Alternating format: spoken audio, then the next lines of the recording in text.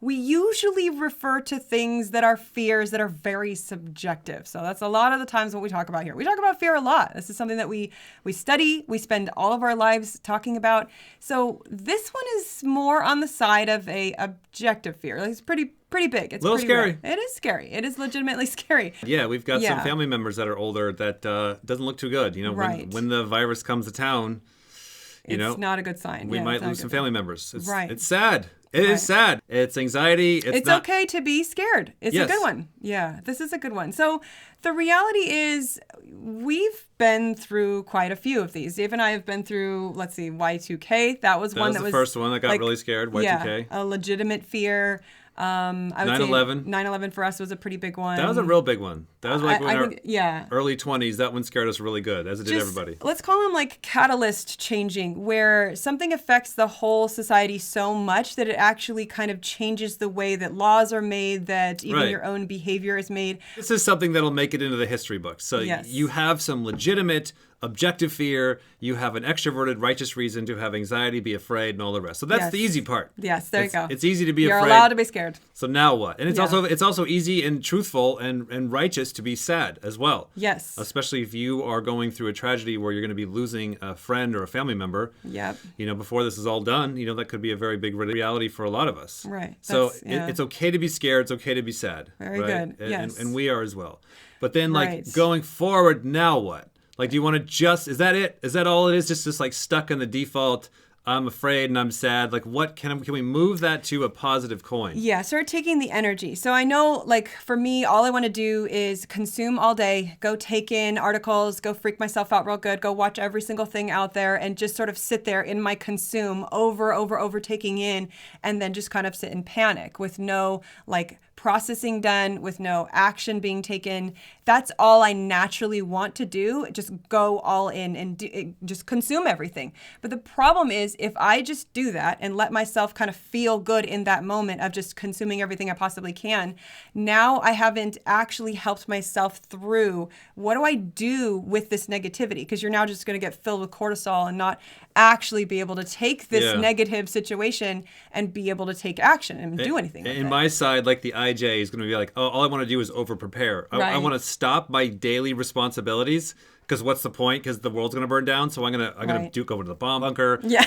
Get tons of toilet paper, steal it from the neighbors. Now you're going to go down that road of over-preparing or over-consuming. Whatever. You're going to have your set of fears where you're going to want to overdo or underdo something. Right. Which may kind of have the deception of feeling good in the moment. Right. But it just makes you more scared in the long run, because now you have all these other responsibilities building up. Totally. Plan on for the rest of your life. Once every 5 to 10 years, there's going to be some giant world fuck-off that's going to do this to you. Totally. Terrorist attack, depression, wars, another virus coming. Bill Gates has been warning about this for a long time. Yeah. They say there's more of these coming. This isn't going to be the only one. When's the next one hit? 5, 10, 15, 100 years from now? Right. So, plan on more of these kinds of things in your lifetime. Right. They do come in a rather predictable time frame of every 5, 10, 7 years, whatever. Yeah.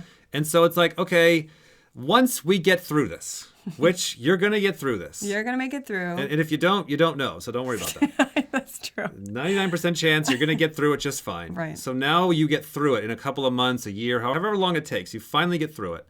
Now what? What are you going to do? Now what? What do you want to do about the next one? But more importantly, it's not the once every 10-year giant world catastrophes that you should be worrying about. It's what are the weekly catastrophes? Yes. Because think about this. The world right now is all going through like a large objective fear thing. Yeah. So we can all point to the same thing, and we can all say, here is the reason and excuse why I am not moving forward on my life and mission today. Because you have a good one. You have a real good excuse to actually stop, panic, and freak out. Everyone is going to be in line will be at Costco with you, agreeing with you. So you can, now you're spending a lot of time that way. So once it kind of clears, what we have found over the years, that's when you go to work and go, how could I have a little bit of extra toilet paper, a little bit of extra food, a little bit of extra stuff? Yeah. Because the power's going to go out every once in a while. I'm going to get sick. I'm going to have some friends come over, or have a business opportunity, and I have to pass it up because I got to run out and go get groceries. Right. If you're taking all of these negative situations, whether it's a small scale or a large scale, and you're finding a way to take the problems that happen to you and actually build a solution for that and become a problem solver, it changes when when bad stuff happens, you're like, okay, I'm hoping that bad stuff can happen so I can learn, so that I can grow, so that I can actually become better at problem solving instead of, oh, here's just the next one that came along. Yes, now I have a really good excuse to panic, to dramatize something, to not move ahead. These sorts of things can actually be used for good to solve the next one and the next one, the next one, whether it's big, whether it's small, whether it's daily, whether it's weekly. There is a certain fear among people. Of course, videos are going around showing how you'll doom fall dead right there on the street. This fear-mongering will happen inevitably. But there are different ways of handling it. Some will handle it in a nasty way, some will handle it in a nice way. Do we have this audio? Huh? Let me play an audio for you. Hello, virus from Wuhan. Another problem's here again. Because you see the contagion creeping, and the virus is indeed spreading. And the memory of SARS planted in my brain still remains. We stand and fight the virus. We hear of theories how it grew. From snakes and bats became a flu, passing the sickness from man to man. Now it's growing, getting out of hand. It's a virus that has traveled near and far. Corona,